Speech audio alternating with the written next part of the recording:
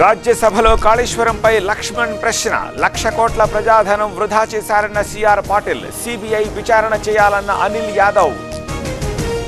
భారత్ ఇప్పుడు మావోయిస్టు రహిత దేశం. 30 మంది అగ్రనేతలు ఎన్కౌంటర్ అయ్యారు. ఆయుధాలను వీడకపోతే అంతు చూస్తామన్న అమిత్ షా. ఏపీలో 9 మంది మావోయిస్టుల లొంగుబాటుకి ఒక్కరోజే ఉందన్న తెలంగాణ డీజీపీ. గణపతికి మంచి వైద్యం అందిస్తామని హామీ. కేసీఆర్ లేకపోతే నా మంచితనం తెలిసేది కాదు. ఆయన రెస్ట్ తీసుకుంటున్నారని చెప్తున్నారు. హౌస్ అరెస్ట్ చేశారని అనుమానం అన్న రేవంత్. మంత్రి పొంగులేటి బర్త్రఫ్ కి డిమాండ్. BRS ఎమ్మెల్సీల suspension.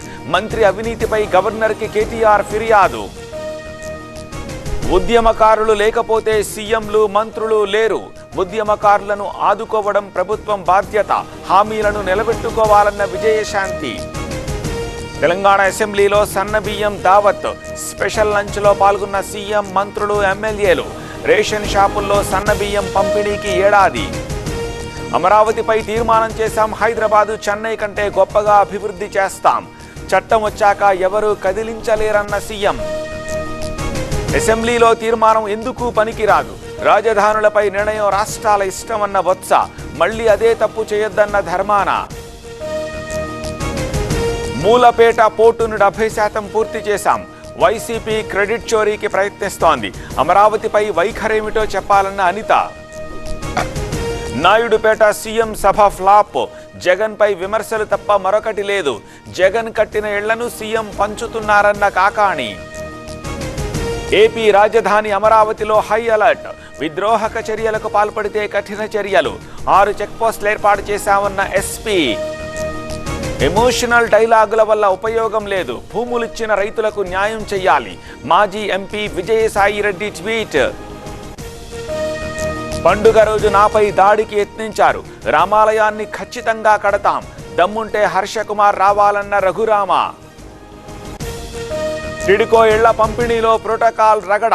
మంత్రి తర్వాత తనను పిలవలేదని మాధవి ఆగ్రహం. సభ నుంచి వెళ్లిపోయిన జాయింట్ కలెక్టర్. నిన్ను ఓడించకపోతే గుండు కొట్టించుకుంటా. యానాం ఎమ్మెల్యేకి మల్లాడి సవాల్. గెలిచి మంత్రినవుతానని ధీమా.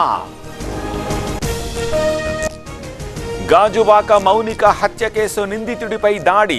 సీన్ రీకన్స్ట్రక్షన్ కోసం తీసుకొచ్చిన పోలీస్. రవీంద్రపై దాడి చేసిన మౌనిక బంధువులు. హైదరాబాద్లో పలు ప్రాంతాల్లో వాన. ములుగు జిల్లాలో ఈదురుగాలులతో వర్షం. ఏటూరు, నాగారం, తాడ్వాయి మధ్య భారీ వర్షం.